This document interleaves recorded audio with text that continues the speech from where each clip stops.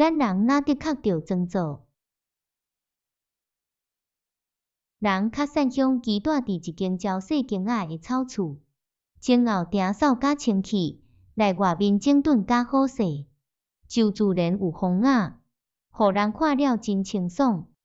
若的确着外面做假山、开虚池、挣值钱的好会幕，内面摆写石椅、写石刀、创西洋式下古董面，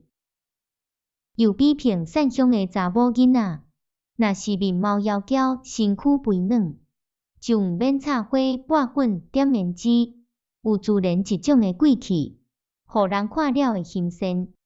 若的确着用金子的物件来装作，若的确着穿周端的水衫。所以不论倒一款的学者，虽然遇着艰苦的境遇，也毋通劣志，也毋通自暴自弃。伊有照道理去行，等候机会，就袂互人看毋起，